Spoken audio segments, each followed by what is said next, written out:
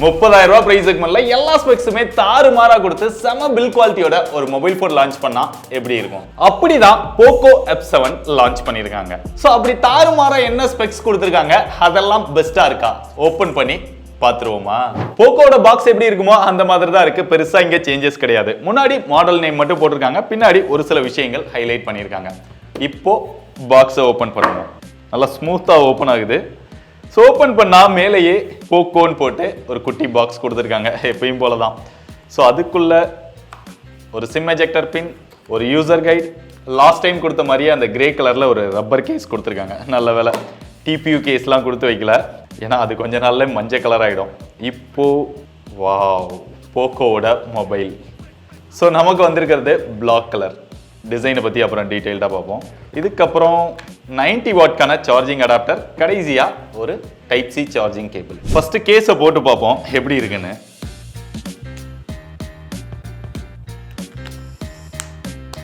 ஃபிட்டிங்லாம் பர்ஃபெக்டாக தான் இருக்குது. லுக் எப்பயும் போல தான் இருக்குது, ஏன்னா டிசைனை கேஸ் மறைச்சிருச்சு.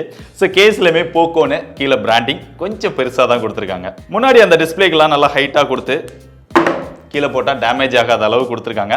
நல்லா இருக்கு. ஃபர்ஸ்ட் இதோட டிசைனை பார்த்தோம் அப்படின்னா, கொஞ்சம் தள்ளி இருந்து இப்படி பார்த்தோம் அப்படின்னா ஃபுல்லா பிளாக்கா தான் தெரியுது. பட் லைட்டா இப்படி ஷேக் பண்ணி பார்த்தீங்க அப்படின்னா டுயல் டோன் கலர் மாதிரி கொடுத்துருக்காங்க. மேலே வந்து பார்க்கும்போது மேட் ஃபினிஷ் மாதிரி இருக்குது, கீழே வந்து நல்லா பளபளன்னு இருக்கிற ஒரு கிளாஸ் மாதிரி தெரியுது. ஆனால் ரெண்டுமே கிளாஸ் ஃபினிஷ் தான். கை வச்சோம் அப்படின்னா ஃபிங்கர் பிரிண்ட் வந்து ரொம்பவே கேப்சர் ஆகுது. இதில் ஹைலைட் என்ன அப்படின்னா, ரியர்லமே கிளாஸ் ப்ரொடக்ஷன் தான் கொடுத்துருக்காங்க. அதுவும் கொரில்லா கிளாஸ் ப்ரொடக்ஷன் கொடுத்துருக்காங்க. கார்னிங் கொரில்லா கிளாஸ் 7i கொடுத்துருக்காங்க. நல்ல விஷயம் தான். மேலே போனோம் அப்படின்னா ஓவல் ஷேப்குள்ள கேமராஸ் கொடுத்துருக்காங்க. அந்த கேமராவுமே லைட்டா ஒரு கட் மாதிரி கொடுத்து டிசைன் வந்து நல்லா பண்ணியிருக்காங்க. பார்க்கறதுக்கு நல்லா இருக்கு. பக்கத்துல எல்இடி ஃபிளாஷ் வந்துருது. கீழே பார்த்தோம் அப்படின்னா போக்கோ பிராண்டிங் இருக்கு, கொஞ்சம் பெருசா இருக்கு. இதை விட ஹைலைட்டா சொல்லணும் அப்படின்னா இதுல மெட்டல் ஃப்ரேம் கொடுத்துருக்காங்க. அதனால தான் சொன்ன பில் குவாலிட்டிக்கு ரொம்பவே இம்பார்ட்டன்ஸ் கொடுத்துருக்காங்க அப்படின்னு. டிஸ்பிளேக்குமே இங்க கார்னிங் கொரில்லா கிளாஸ் 7i கொடுத்துருக்காங்க. இது மட்டும் இல்லாம இதுக்கு 5 ஸ்டார்க்கான TUV சர்டிபிகேஷனும் வாங்கியிருக்காங்க. ஐபி ரேட்டிங்கும் இருக்குது. இங்க ஐபி 66, 68, 69 மூணுமே கொடுத்துருக்காங்க. ஸோ ஹையஸ்டா 69 இருக்கிறதுனால நீங்க தண்ணிக்குள்ளெல்லாம் போட்டு யூஸ் பண்ணலாம். பட் வாட்டர் டேமேஜ் வாரண்டியில கிளைம் ஆகாது. மற்றபடி வீடியோஸ் இதெல்லாமே நாங்களும் எடுத்து பார்த்தோம், பர்ஃபெக்டா தான் ஒர்க் ஆகுது. இந்த பிளாக் கலர் போக ஒயிட்ல வந்து சைபர் சில்வர் எடிஷன் அப்படின்னு கொடுத்துருக்காங்க. இந்த சைபர் சில்வர் எடிஷன் தான் நான் எதிர்பார்த்தேன். பட் நமக்கு அமைஞ்சது என்னவோ இதுதான். ஏன்னா அதை தான் கொஞ்சம் பிரீமியம் டிசைன் மாதிரி டிஃப்ரெண்டா பண்ணி ஸ்னாப் டிராகனோட லோகோலாம் கொடுத்து ஒரு டுயல் கலர்ல கொடுத்து பார்க்கிறதுக்கு நல்லா இருந்தது. ஸோ நீங்களும் அதை பாருங்க, உங்களுக்கு என்ன டிசைன் பிடிச்சிருக்கு அப்படிங்கிறத கமெண்ட்ல தட்டி விடுங்க. மற்றபடி மொபைலை கையில் எடுத்தோடனே ஒரு பல்கான வெயிட் ஃபீல் இருந்தது.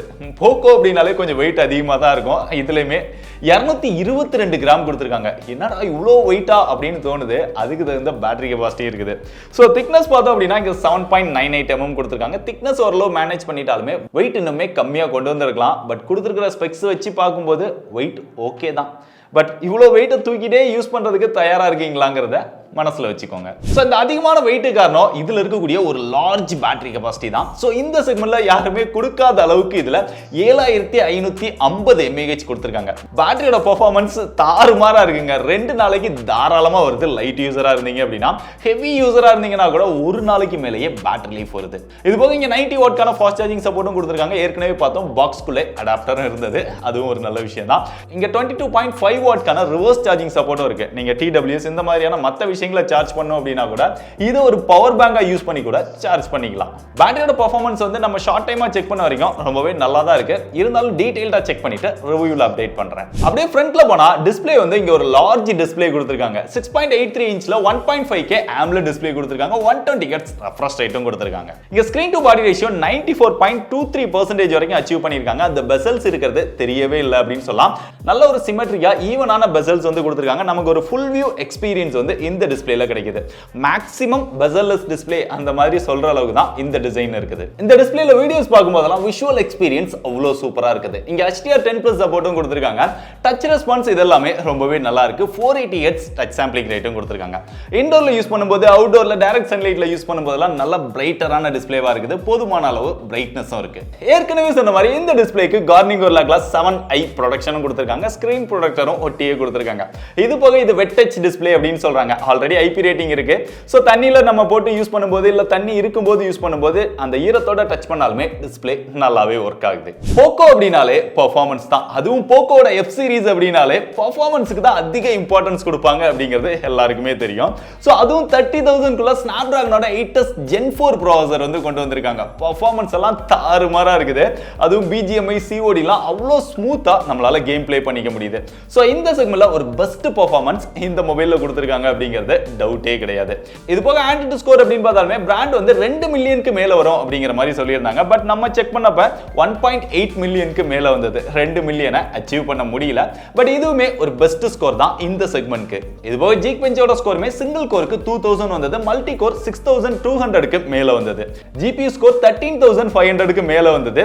ஸோ இதுலமே பெட்டர் ஸ்கோர் தான் பெர்ஃபார்ம் பண்ணியிருக்குது. மற்றபடி சிபியூ த்ரோட்டில் டெஸ்ட் இதெல்லாமே நம்ம போட்டு பார்த்தோம். 15 மினிட்ஸ், 30 மினிட்ஸ், 1 hour இந்த மாதிரி மல்டிபிள் டைமிங்ல டெஸ்ட் பண்ணி பார்த்தோம். எல்லாத்துலமே எந்த ஒரு த்ரோட்டில் இஷ்யூமே இல்லாம பெர்ஃபார்மன்ஸ் சூப்பரா இருந்தது. 80% மேல இதோட பெர்ஃபார்மன்ஸை யூஸ் பண்ணுது. பட் பெர்ஃபார்மன்ஸ் எல்லாமே நல்லா இருக்குது, கேமிங் பெர்ஃபார்மன்ஸ் நல்லா இருக்குது. ஆனா இந்த மொபைல்ல ஹீட் தாங்க, கையை வைக்கவே முடியல. பின்னாடி வேற கிளாஸ் பேக் கொடுத்துருக்காங்களா, கேஸ் போடாம யூஸ் பண்றப்பவே அப்படியே அனலா கொதிக்குது. இவ்வளோ ஹீட் ஏன் ஆகுது தெரியல. இதை இன்னும் கொஞ்சம் இவங்க ஆப்டிமைஸ் பண்ணி பெட்டர் பண்ணியிருந்திருக்கலாம். இங்க வேப்பர் சேம்பர் கூலிங் சிஸ்டம் இதெல்லாமே கொடுத்துருக்கோம் அப்படின்னு பிராண்ட் கிளைம் பண்ணாலும் மொபைலோட ஹீட் ரொம்பவே ஜாஸ்தியா இருக்குது. இதுல இருக்கக்கூடிய ஒரு பெரிய நெகட்டிவ் இதுதான் நினைக்கிறேன். அடுத்து ஏதாவது அப்டேட் கொடுத்து இதெல்லாம் ஆப்டிமைஸ் பண்ணி சரி பண்ணாங்க அப்படின்னா பெர்ஃபார்மன்ஸ் மாஸா இருக்கும். இதுல ஸ்டோரேஜோட ஸ்பீடுமே நல்லா தான் இருக்கு. அதுக்கு UFS 4.1 கான சப்போர்ட் கொடுத்திருக்காங்க. அதுவும் இந்த செக்மெண்ட்ல LPDDR5X டைப் RAM வந்து யூஸ் பண்ணிருக்காங்க. இதுல இருக்கக்கூடிய GPU வந்து கிட்டத்தட்ட ஸ்னாப்டிராகனோட 8 Eliteல உள்ள மாதிரியான ஒரு GPU யூஸ் பண்ணிருக்கோம் அப்படிங்கிற மாதிரியும் பிராண்ட் சொல்றாங்க. எப்படி பார்த்தாலுமே ஸ்னாப்டிராகனோட 8s Gen 4 ப்ராசஸர் அப்படின்னா அதுல என்ன இருக்கிற GPU அதுதான் வரும். அடுத்து கேமராவை பொறுத்தவரை ரியல்ல பிரைமரி சென்சாரா 50 மெகாபிக்சல் சோனி சென்சார் கொடுத்திருக்காங்க. IMX882 அப்படிங்கிற ஒரு சென்சார். அதுபோக செகண்டரி சென்சாரா ஒரு 8 மெகாபிக்சல்ல அல்ட்ரா வைட் ஆங்கிள் சென்சார் கொடுத்திருக்காங்க. சோ இந்த செக்மெண்ட்க்கு இவங்க இன்னுமே பெட்டரா செகண்டரி சென்சார் வந்து கொடுத்திருந்திருக்கலாம், இல்ல டெலிஃபோட்டோ ட்ரை பண்ணியிருந்திருக்கலாம், பெட்டரா இருக்கும். பட் இவங்க பெர்ஃபார்மன்ஸ்க்கு தான் அதிக இம்பார்ட்டன்ஸ் கொடுக்குறாங்க. இங்க செல்ஃபி கேமரா அப்படின்னு பார்த்தா போக்கோட அந்த 20 மெகாபிக்சல் நிறைய மொபைல்ல அதான் கொடுத்திருக்காங்க. சோ அதே மாதிரி இதுலயும் 20 மெகாபிக்சல் கொடுத்திருக்காங்க. ரியர் கேமராவோட பெர்ஃபார்மன்ஸ் அப்படின்னு பார்த்தா நீங்க ஆல்ரெடி பிக்சல் மொபைல் இதெல்லாம் யூஸ் பண்ணியிருந்தீங்க அப்படின்னா அது அப்படியே நேச்சுரலான ஒரு ஸ்கின் டோன் வந்து எடுத்து தரும். அதே மாதிரியான ஸ்கின் டோன் இந்த டைம் எடுத்து தருது. இதுக்கு முன்னாடி எல்லாம் பாத்தீங்க அப்படின்னா கொஞ்சம் சேச்சுரேஷன் ஹையா நல்லா கலர்ஃபுல்லா நம்ம போட்டோஸ் வரும். பட் இதுல நேச்சுரலான ஸ்டைல்ல எடுத்து தருது. குவாலிட்டியுமே ரொம்பவே நல்லா இருக்குது, டீடைலுமே நல்லா இருக்குது. கான்ட்ராஸ்ட், சேச்சுரேஷன், டீடைல் இதெல்லாமே ரொம்பவே சூப்பரா இருக்குது. சோ ஒரு நல்ல நேச்சுரலான டீடைலோட போட்டோஸ் வேணும்னு நினைச்சீங்கன்னா இந்த கேமரா பெஸ்டா இருக்குது. அதுபோக லோ லைட்லயுமே ரியர் கேமராவோட பெர்ஃபார்மன்ஸ் வந்து நல்லா இருக்குது. டீசென்டான லைட்டிங்ல எடுக்கும் போதுமே எந்த ஒரு நாய்ஸுமே இல்லாம டீடைல்டா நம்மளால போட்டோஸ் எடுத்துக்க முடியுது. ஆனா அல்ட்ரா வைட் ஆங்கிள் கேமரா வந்து சும்மா கடமைக்கு கொடுத்த மாதிரி தான் இருக்கு. நல்ல லைட்டிங் கண்டிஷன்ஸ்ல எடுக்கும்போது ஓரளவு டீசென்டான போட்டோஸ் எடுக்க முடியுது. லோ லைட்ல எல்லாம் எடுக்கிறீங்க அப்படின்னா அதோட பெர்ஃபார்மன்ஸ் வந்து சொல்லிக்கிற அளவுக்கு இல்ல, எக்ஸ்ட்ரா நாய்ஸ் நிறைய ஆட் ஆயிடுது. எப்படி ரியர் கேமரா பெர்ஃபார்ம் பண்ணுதோ அதே மாதிரி தான் இங்க செல்ஃபி கேமராவோட பெர்ஃபார்மன்ஸுமே நல்ல நேச்சுரலான ஸ்கின் டோனோட டீடைல் எல்லாமே நல்லா எடுத்து தருது. போர்ட்ரேட் ஷாட்லயுமே அந்த எட்ஜ் டிடெக்ஷன் இதெல்லாமே ரொம்பவே பெர்ஃபெக்ட்டா இருக்குது. வீடியோஸ் பார்க்கும்போது ரியர்ல மேக்ஸிமமா 4K 60 fps நம்மளால வீடியோஸ் வந்து ஷூட் பண்ணிக்க முடியும். நல்ல விஷயம் தான். 4K 30 fps கான ஆப்ஷன் இருக்கு, 1080 60 fps கான ஆப்ஷன் இருக்கு. பட் இங்க ஷூட் ஸ்டடி அதாவது OIS ஆன் பண்ணோம் அப்படின்னா 1080 30 fps தான் எடுக்க முடியுது. அது 60 fps கான சப்போர்ட் கொடுத்திருந்தாங்க அப்படின்னா நல்லா இருந்திருக்கும். அதுவுமே ஓரளவு ஸ்டேபிளா தான் எடுக்க முடியுது. இங்க செல்ஃபின்னு பார்த்தா மேக்ஸிமமா 1080 60 fps நம்மளால வீடியோஸ் வந்து எடுத்துக்க முடியுது. செல்ஃபில 4K கான சப்போர்ட் வந்து இல்ல. சாஃப்ட்வேரை பொறுத்தவரை out of the box latest வெர்ஷனாவே கொடுத்துட்டாங்க. Android 15ல வருது. HyperOS 2.0 கொடுத்திருக்காங்க. நிறைய பேர் வந்து HyperOS பிடிக்கலங்கறாங்க, ஒரு சிலர் பிடிக்குதுங்கறாங்க. சோ அது உங்களோட சாய்ஸ்க்கே விட்டுறேன். பட் இங்க ப்ளோட்வேர்ஸ் அப்படின்னு பார்த்தா தேவையில்லாத எக்கச்சக்கமான ப்ளோட்வேர்ஸ் கொடுத்து வச்சிருக்காங்க. தேவையில்லாத குட்டி குட்டி கேம்ஸ்லாம் நிறைய கொடுத்திருக்காங்க. அதெல்லாம் அன்இன்ஸ்டால் பண்ணிக்கலாம் அப்படினாலுமே இவ்ளோ இதை ஏன் கொடுக்கணும்? ஏன்னா ஒரு பிரீமியம் செக்மெண்டான மிட் ரேஞ்ச் செக்மெண்ட்ல மொபைல் ஃபோன் லான்ச் பண்றாங்க. இது போக்கோட ஒரு பிரீமியம் மொபைலும் கூட F சீரிஸ். சோ அப்படி பார்க்கும்போது இன்னும் கொஞ்சம் ஒரு க்ளீனான UI வந்து கொடுத்திருந்திருக்கலாம். ஸ்டார்டிங்ல அவங்க கொண்டு வரும்போதெல்லாம் நாங்க ஒரு ஆட் ஃப்ரீயான ஒரு க்ளீனான UI கொடுக்குறோம் அப்படிங்கிற மாதிரி தான் பயங்கரமா மார்க்கெட்டிங் பண்ணாங்க. பட் நாளடைவுல போக போக பார்த்தோம் அப்படின்னா நிறைய தேவையில்லாத புஷ் நோட்டிஃபிகேஷன், ப்ளோட்வேர்ஸ் இதை தான் கொடுத்து வச்சிருக்காங்க. மற்றபடி யூஸ் பண்றதுக்கு எல்லாமே ஸ்மூத்தா தான் இருக்கு. OS அப்டேட்லயுமே போக்கோ இந்த டைம் இன்க்ரீஸ் பண்ணிருக்காங்க. 4 OS அப்டேட் 6 வருஷத்துக்கான செக்யூரிட்டி பேட்ச் அப்டேட் கொடுக்குறோம் அப்படிங்கறத கன்ஃபார்ம் பண்ணிருக்காங்க. நல்ல விஷயம் தானே. மற்ற விஷயங்கள் அப்படின்னு பார்த்தா டாப்ல ஒரு செகண்டரி நாய்ஸ் கேன்சலேஷன் மைக் கொடுத்திருக்காங்க. பொதுவா போக்கோ மொபைல் அப்படின்னாலே IR பிளாஸ்டர் இருக்கும். அதுதான் அவங்களோட ஒரு யூனிக் ஸ்டைல் அப்படின்னு நினைக்கிறேன். பட் இந்த மொபைல்ல அதை காணோம். மேலே இல்லை. அப்புறம் லெஃப்ட் சைடில் பார்த்தோம் அப்படின்னா எதுவுமே கிடையாது. பாட்டமில் வந்தோம் அப்படின்னா இங்கே சிம் ஸ்லாட், அதை ஓப்பன் பண்ணோம் அப்படின்னா 2 சிம் மட்டும் தான் போட முடியும்.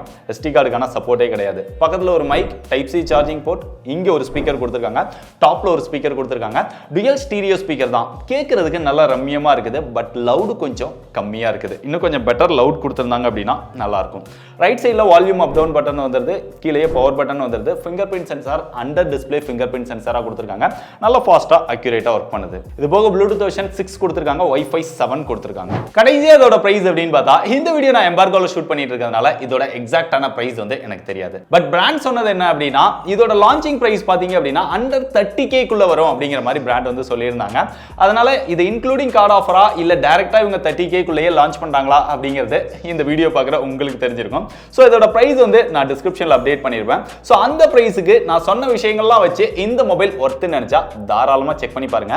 இதுல இருக்கக்கூடிய ஒரே ஒரு பெரிய நெகட்டிவ் அப்படின்னு பார்த்தா இதோட ஹீட்டிங் இஷ்யூ தான். அதை ஆப்டிமைஸ் பண்ணிட்டாங்க அப்படின்னா கேமர்ஸ்க்கு இது ஒரு பெஸ்ட் மொபைல் தான்.